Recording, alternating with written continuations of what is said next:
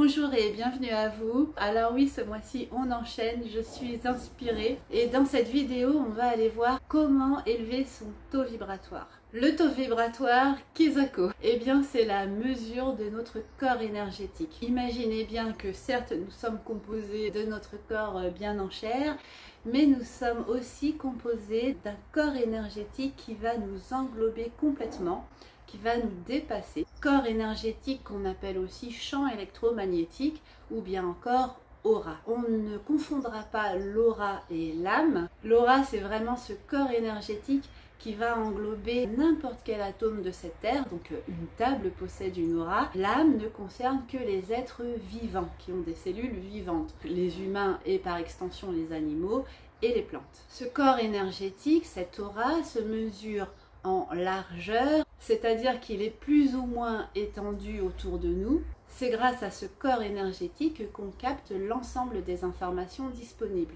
Plus il est étendu autour de nous, plus nous allons être sensibles, nous allons pouvoir capter des choses. Quelqu'un qui a un bon niveau vibratoire, un bon taux vibratoire, va entrer dans une pièce et sentir l'atmosphère de la pièce. On va pouvoir, grâce à ce corps énergétique, capter des émotions, des pensées et des intuitions évidemment. C'est via ce corps énergétique qu'on canalise. C'est bien le propos de cette chaîne ici. Le mot taux vibratoire n'est pas forcément le plus adéquat. On devrait plutôt parler de niveau vibratoire parce que taux vibratoire, ça voudrait dire que il y a un 100% qu'on puisse atteindre alors qu'en réalité il peut se développer à l'infini. Mais bon, ici on va utiliser le langage courant et on va quand même parler de taux vibratoire. Est-ce qu'on a tous le même taux vibratoire de base? Eh bien non, on ne naît pas tous égaux, c'est un des mystères de l'incarnation. Certains supposent que c'est lié au nombre de vies qu'on aurait déjà vécues sur cette terre, c'est-à-dire à l'âge de notre âme. Ce taux vibratoire, il ne change pas démesurément au cours de notre vie, c'est-à-dire que c'est pas parce qu'on a un coup de fatigue un jour que notre taux vibratoire va chuter d'un coup. Il a même tendance à augmenter tout au long de notre vie. Et il y a des outils, c'est même le sujet de cette vidéo. Dernière info concernant ce corps énergétique, eh bien il est composé en réalité de plusieurs couches.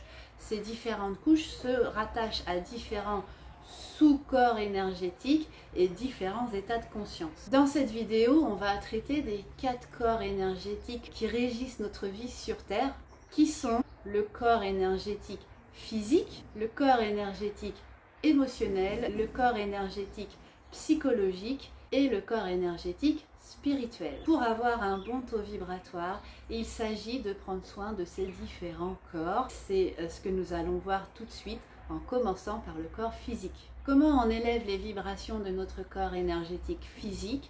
Eh bien tout simplement en prenant soin de notre corps, notre enveloppe charnelle. Ça commence par une alimentation saine et équilibrée. Boire de l'eau en quantité nécessaire, équilibrer ses dépenses énergétiques quotidiennes entre repos et dépenses. C'est-à-dire que chaque soir, on doit finir notre journée ni épuisé, ni surexcité. C'est une vigilance de chaque instant et toute la journée, il va s'agir de compenser ou notre inactivité ou notre activité. Si je travaille assise toute la journée, eh bien je prends des temps pour me lever. Si je travaille debout toute la journée, je prends des temps pour me poser. C'est vraiment une attention quotidienne, c'est pas d'un jour à l'autre. Si vous êtes hyper sportif, hyper dynamique pendant une journée et que le lendemain vous êtes complètement à plat, c'est pas signe d'équilibre. C'est vraiment une attention de chaque instant. Évidemment, prendre soin de son corps physique, c'est aussi se tenir à jour de ses consultations médicales, préventives d'une part, c'est-à-dire le dentiste, l'ostéopathe, le gynéco pour vous mesdames, et puis aussi plus globalement se soigner quand le corps en a besoin. On passe maintenant au corps énergétique émotionnel. Ce corps énergétique, c'est la boussole terrestre de notre âme. Il nous aide à nous guider dans la matière grâce à nos besoins et nos désirs qui nous donnent la direction à suivre. La première chose pour élever les vibrations de ce corps énergétique émotionnel, eh bien c'est avant tout de vivre pleinement chacune de nos émotions et de satisfaire nos besoins. Son énergie est liée à la créativité et l'imagination.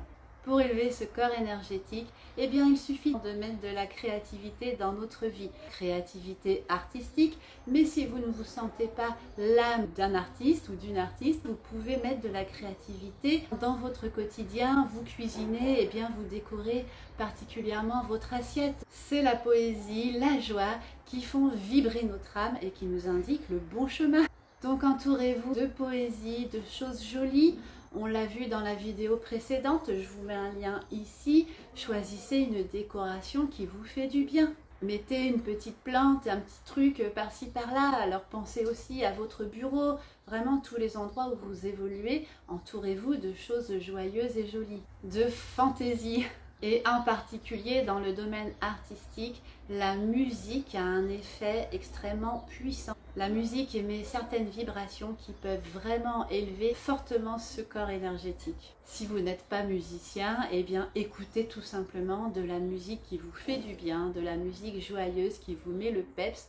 Pour être dans de bonnes dispositions émotionnelles, il vous faudra aussi choisir un environnement qui vous épanouisse, qui vous fasse du bien. Environnement géographique, donc la déco y participe évidemment, mais aussi le choix de là où vous habitez, de votre bureau, des endroits que vous fréquentez. Les hypermarchés, perso, ça me fait pas du bien, je limite mon temps. Il y a des endroits qui vont plutôt vous transmettre des énergies lourdes. Choisissez d'évoluer dans des endroits qui vont vous faire sentir bien émotionnellement. Et puis, environnement relationnel. Entourez-vous de gens avec qui vous pouvez partager vos émotions, vous exprimer pleinement dans l'instant, être authentique tout simplement. Je ne dis pas qu'il faut fuir tous les gens qui vont mal parce que sinon les pauvres ils vont rester sur le carreau. Et puis si des gens vont mal autour de nous, eh bien finalement on va pas aller très bien non plus. Mais ne vous entourez pas que de gens plombés ou dépressifs. Choisissez aussi un environnement social qui vous permet d'augmenter vos vibrations en partageant de la joie, de la poésie, du fun. Pour élever le niveau vibratoire de ce corps émotionnel, eh bien, il va falloir guérir ces blessures émotionnelles de manière à ne plus avoir de réactions intempestives, incontrôlées. À savoir qu'une émotion, tant qu'on ne l'a pas vécue pleinement, elle va se représenter dans notre vie. Encore et encore, de plus en plus fort, jusqu'à ce qu'on s'autorise à la vivre pleinement. Du coup, autant s'y autoriser tout de suite, ce sera moins douloureux. Par ailleurs, attention aux écrans. Les écrans tuent l'imagination, tuent la créativité, vont fatalement baisser les énergies de ce corps énergétique. Évidemment, tout est une question de dosage, on s'entend. Enfin, attention à ne pas vous auto-infliger des émotions basses, des émotions lourdes comme la tristesse, la peur, la colère. C'est ok de les vivre, elles font partie de notre quotidien. Maintenant, il y a un pas de là à se les auto-infliger ou de les entretenir. Attention à ne pas vous mettre 3 jours de musique triste quand vous n'allez pas bien. Écoutez une musique triste parce que vous n'arrivez pas à vous plonger dans votre émotion et vous avez besoin de ça pour vous accompagner, pour vous aider à la vivre, c'est ok. Par contre, ne faire que ça pendant 4 jours, vous allez vous faire du mal. D'autres formes d'auto-sabotage, c'est les films d'horreur, les documentaires sur les tueurs, et puis évidemment les informations. Alors ça ne veut pas dire s'en couper complètement, mais une fois que vous avez eu l'info, c'est bon, vous êtes au courant qu'il y a la guerre à droite ou à gauche, c'est pas la peine d'y revenir 3 fois par jour, parce que vous allez vous auto-infliger de nouveau des émotions lourdes. Voilà pour le corps énergétique émotionnel. On passe maintenant au corps énergétique mental, psychologique. Ce corps énergétique correspond à l'énergie que nous mettons dans nos actions, dans notre création. Pour créer, il faut agir dans le monde et avec les autres.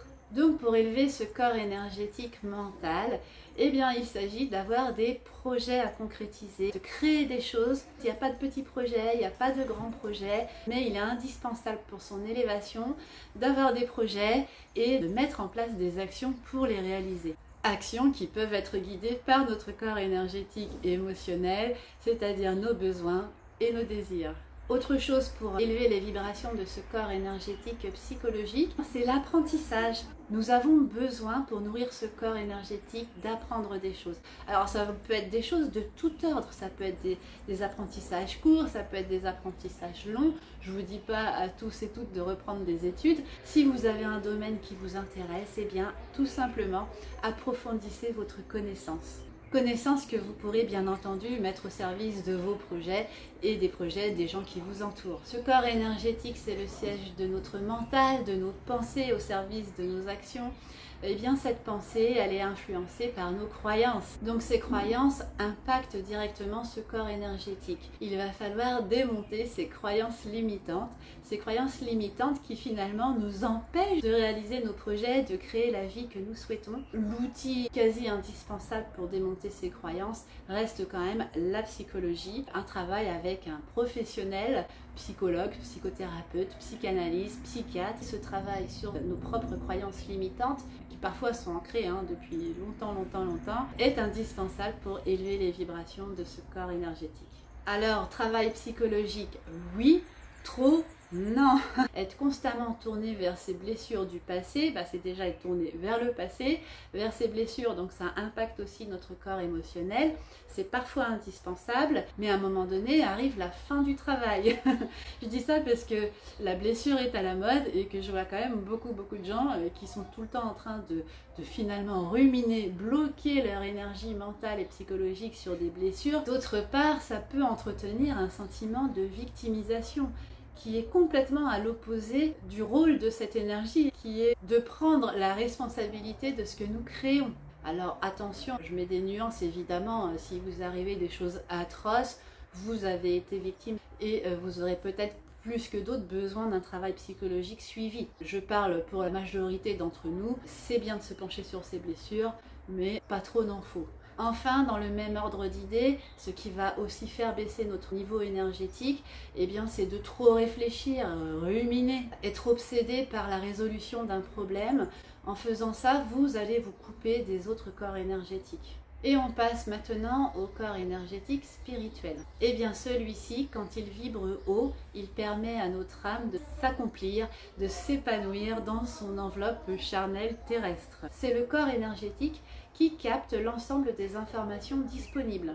Il est lié à l'intuition, à la connexion avec nos guides, les défunts, et plus généralement à la somme des informations du passé, du présent, du futur et de partout. Pour élever les vibrations de ce corps énergétique spirituel, le b.a.-ba, ça reste la méditation. Alors je sais qu'il y a des personnes qui ne sont pas à l'aise avec la méditation, mais dites-vous bien que non seulement il ne s'agit pas d'arrêter ses pensées, il s'agit juste de les laisser passer sans s'y attacher. Et d'autre part, 5 minutes par jour pour commencer suffisent amplement. Ne vous mettez pas une pression d'enfer. Si vous n'êtes pas du tout encore capable d'ouvrir cette porte, vous avez 2 sports qui vont permettre d'élever fortement les vibrations de ce corps énergétique, qui sont le yoga et le qigong. Toujours pour élever les vibrations de ce corps spirituel, vous avez le contact à la nature. Alors ça mériterait carrément une vidéo complète sur le sujet. Sachez néanmoins qu'en vous connectant à la nature, vous allez inconsciemment ou pas, vraiment augmenter le niveau vibratoire de ce corps énergétique qui est finalement un corps naturel qui répond aux lois naturelles de l'univers, et il n'y a pas de meilleur endroit pour se connecter à son origine. Autre outil pour élever ces vibrations, ça va être de tout simplement recevoir un soin énergétique. Quand vous recevez un soin, vous êtes censé partir avec un petit peu plus de taux vibratoire que quand vous êtes arrivé. Bien sûr, un outil illimité, disponible, gratuit, qui va énormément élever le niveau vibratoire de votre corps spirituel, c'est échanger de l'amour. Alors n'en faites pas toute une montagne en vous disant oui mais moi là tout de suite j'ai personne, j'ai pas de mec, j'ai pas de nana, j'ai pas d'enfant, je parle plus à ma famille. Essayez juste le compliment, faites un compliment à un ami, à la caissière de votre supermarché, à la personne qui attend devant vous à la poste, et vous allez voir que immédiatement vous allez en échange recevoir de l'amour. Donc c'est facile et c'est the best outil pour élever les vibrations de ce corps spirituel. Vous pouvez également pratiquer certains rituels, des rituels de magie, de pleine lune, de loi d'attraction, de visualisation, prière, etc. Quand vous vous connectez à un rituel, vous vous connectez à une énergie de groupe. Donc vous allez démultiplier les énergies que vous allez capter, vous allez démultiplier la hausse de ces vibrations. Attention néanmoins à ne pas être trop perché. Nous n'avons pas pour vocation de devenir lumière ou de retourner à la source. Non, nous avons fait le chemin inverse. Et nous sommes venus expérimenter cette lumière, cette source, dans la matière.